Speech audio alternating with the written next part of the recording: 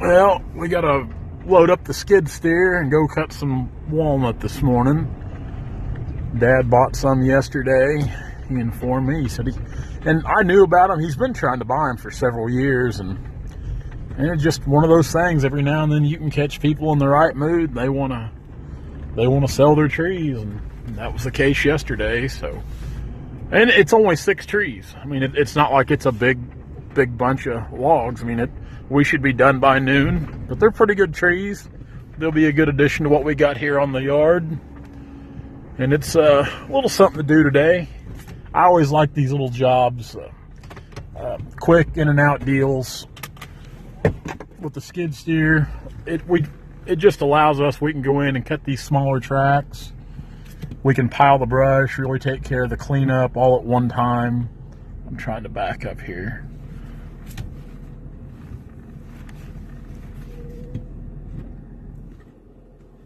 Usually backing up to this, there we go. Backing up to the pintle hitches, I think, is so much easier than backing up to the gooseneck.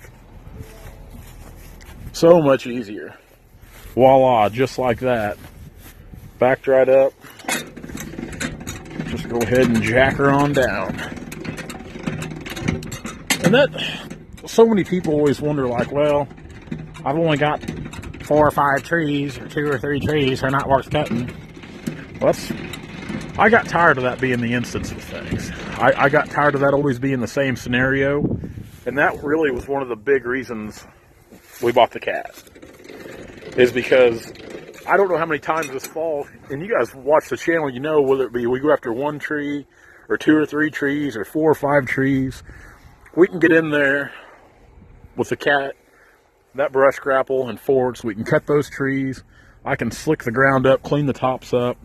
They're nice, neat, ready to burn, no mess. You got your trees cut, the job's done, and it looks good. That means a lot right there, it really does. And that means the world, I think. I'll tighten that chain down before we get on the road. I sure do like this pintle hitch trailer. Sure do like it. Well, I'll finish getting hooked up here, and we'll get on the road and go meet Dad and get some trees on the ground. Well, Dad's already started cutting, which that had no surprise. It's been a long time since I've been on this farm here, and I drink coffee with this old boy about every morning. He's a super great guy. When I was in high school last time, we cut this place off, and I can remember getting the skidder stuck really bad over here on this creek. This is some sandy soil when it's wet, and I'm pretty sure there is no bottom to it. None. I'm not so sure you wouldn't sink all the way to China.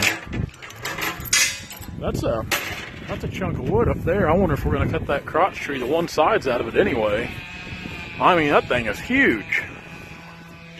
We'll unboom this, and we'll get up there and see what we can do for the cause.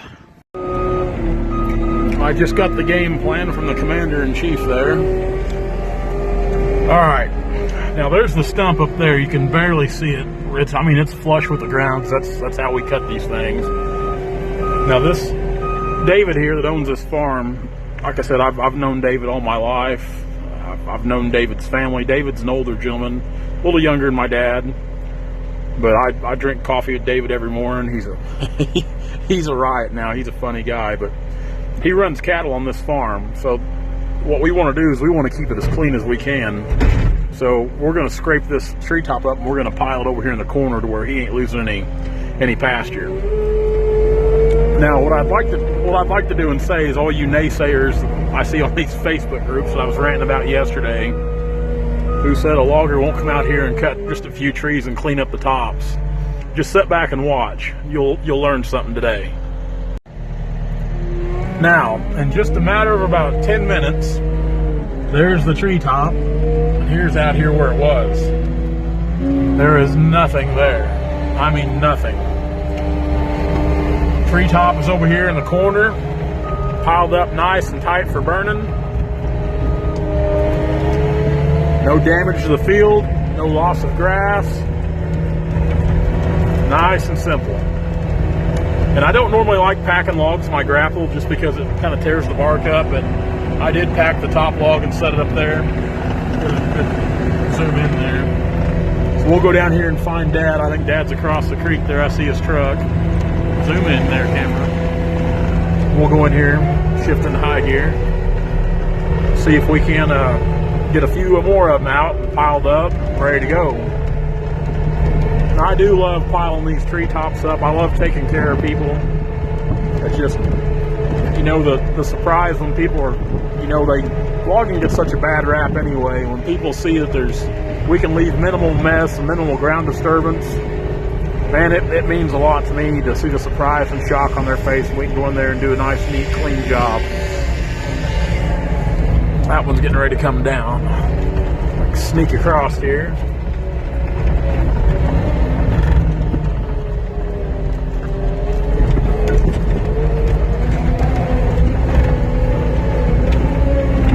Boy, seeing these little creeks and stuff like this is making me want to set the trap line.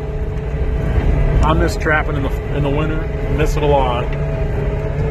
But I guess that's part of growing up and getting older. When you want things, you really can't do all the fun stuff that you used to do. And trapping takes a lot of time every year. Me and some buddies, even like Brandon, we talked earlier about maybe setting out a few coyote and bobcat traps, maybe around Christmas, sometime in there. And I'd like to, and it sounds good every year, the thought of doing it. But it takes a lot of dedication and time if you're going to do it and do it right. And man, I'm a firm believer in anything worth doing is worth overdoing. If you're going to do it right. Don't just, excuse my French, but don't just half-ass it, do it right. Let's see if we can get up here and grab this one, get her cleaned up. We'll pack this log back across the creek. You can see up there where we cut it. No mess, no treetop. I put the treetop right there in the ditch. Nice and tight, we're gonna be piled up and burnt. Dad's over there getting ready to cut another one, so we'll grab this log here and take it up to the pile. That way Dad, when he comes to get these, he doesn't have to cross that creek. He can set in one place, load up, everything's nice and easy. Nice, easy, quick, simple. That's the way we like to do things. Let's see if I can one-hand this operation here. Tear the log up. I better use two hands before I make a fool of myself. Alright. Well, right there in that area, right there, you can see that bare area, we fell 4 trees right in there. So it has mashed the grass down a little bit, especially for me running over the skid steer, but all in all, it's not bad. It's not bad at all. Then that little brush pile right there is the product of 4 treetops. I've got them pushed in there tight, recut them up so I can push them in tight, pack them together in that little ditch right there. And that's doing 2 things really. One, it's really cleaning up the field here, and it makes the cleanup look really good. And for 2, man, that's habitat for rabbits, squirrels, quail, small birds, hawks, bobcat, coyote, you name it. I mean, anything could live there. And don't get me wrong, being a good logger, I think, is doing a great job and good stewardship of the land. But at the same time, you've really got to manage the ecosystem as well. You've got to look out for wildlife, do what's in its best interest sometimes, and those brush piles are really good for that. They're really good for building homes and habitat for the smaller creatures, giving them some protection, especially rabbits, because there's times we don't have a whole lot of rabbits around here, and about 10 years ago we didn't have hardly any rabbits. We're starting to see a few more, and I like to think in a little way that building those brush piles helps out to some extent. So what we're going to do now is we got all these bucked up. I'm going to take them up top, put them in that pile, and we'll be ready to go. That's it. That's got it. Get ready to tear out. Pretty good pile of logs right there at about 1,000 feet. Not too bad for 6 trees. Not too bad.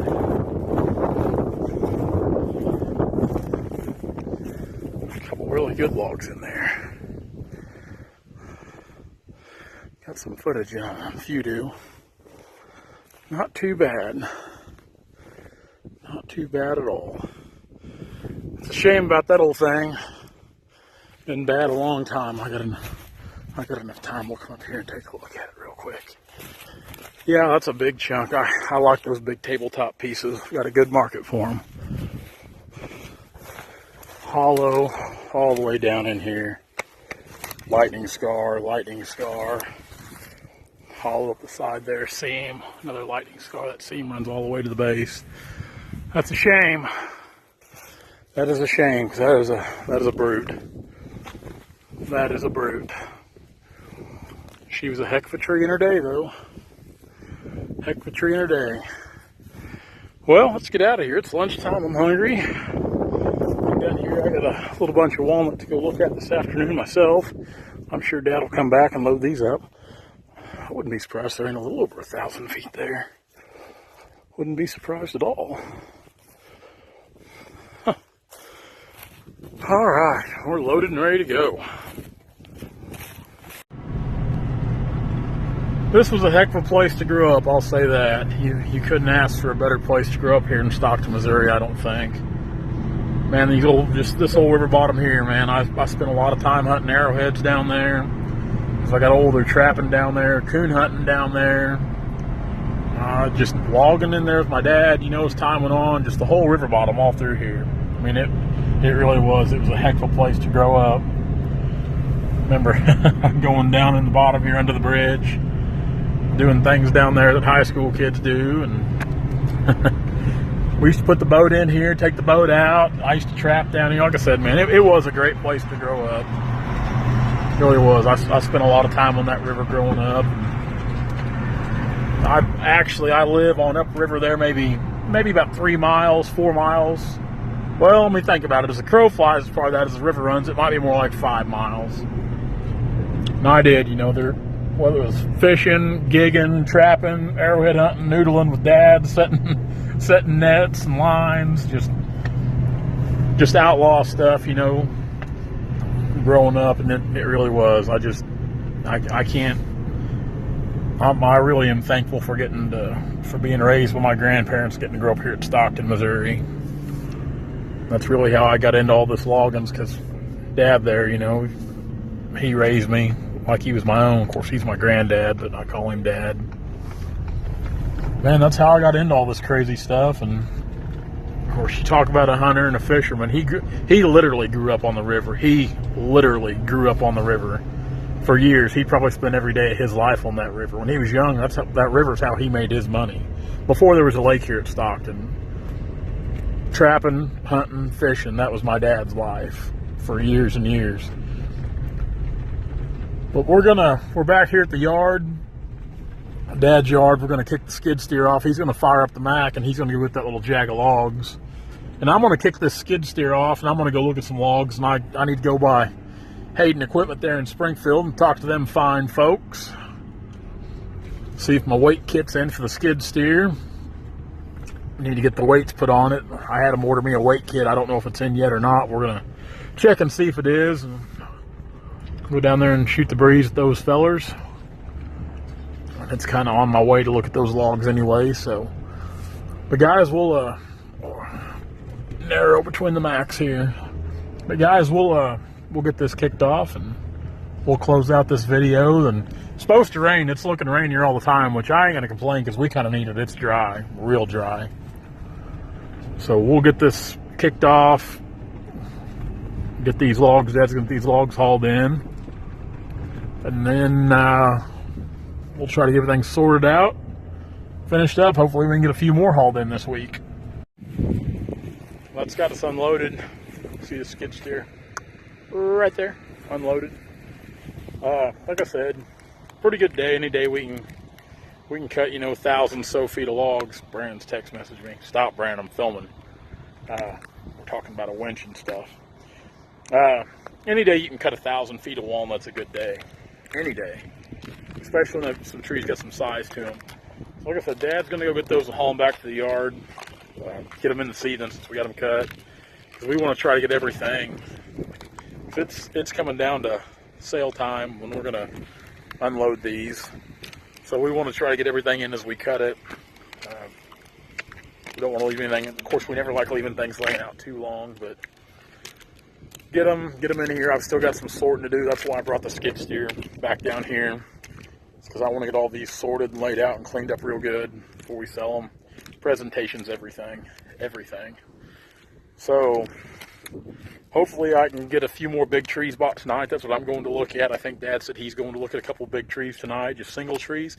And that was one of the points I wanted to touch on in today's video. And it kind of goes back to me blasting, the know-it-all people on the Facebook groups about, no logger's going to come after a few trees and clean up the mess. Right there. See that? That allows me to go after a few trees and clean up the mess. So, don't believe everything you hear when you think somebody's a know-it-all. I mean, there's too many of them out there anyway. Talk to a professional. Talk to your local loggers. They can set you straight on. They can tell you right from wrong about what they can and can't do, or what they're willing to do, willing not to do. And it's different with everybody. It's different. I mean, every area of the United States logging is so different. It's so different. Like what we do here, just like Wade. What Wade does would not work here. Would not work here at all. They couldn't get enough timber to cut. Couldn't do it. Quality timber's not that good here either. They couldn't make it work. And I couldn't do what Wade's doing. I mean, I couldn't load up and go where Wade's at and make that all work. Couldn't do it. It's different. It's different all over. So guys, going to get off here. More text messages. People. Man, guys, thanks a lot for all the Logger Threads orders. That new website's up and going, loggerthreads.com, L-O-G-G-R, threads. Ordering's easy, shipping's fast. We've been sending out a lot of orders. We sent out orders to Australia over the weekend, New York yesterday, Washington State today. I mean, just the orders now. We got the new website up and going. It's kind of streamlined things. Orders are pouring in. We got some new designs we're getting ready to introduce. Pretty excited about that. It's just fun. It's fun for me, and the girl I've got helping me on it, she's kind of managing Logger Threads and Timber Tracker for me. That way I can kind of focus more on the log end of things. That's where my heart's at, logging in. I mean, logging makes all the other stuff possible. So, big things to come with the app. I know you're tired of hearing that. I'm tired of saying that. Really, guys, getting off here. Thanks a lot. We'll see you tomorrow. Don't know what we'll do yet, because like I said, they're calling for rain tomorrow, and see the sky here, that front's moving in. The wind's blowing, so it's pushing those clouds in that front end. So, and honestly, like I said, we do need a little bit of rain, so I ain't gonna complain. But gonna get off here, gonna go look at some timber, and hopefully we'll have some more stuff to cut by the end of the week. Guys, take it easy. Thank you so much. Thanks for being with us. We'll see you tomorrow. LoggerThreads.com, guys. Thanks a lot. We will talk to you later.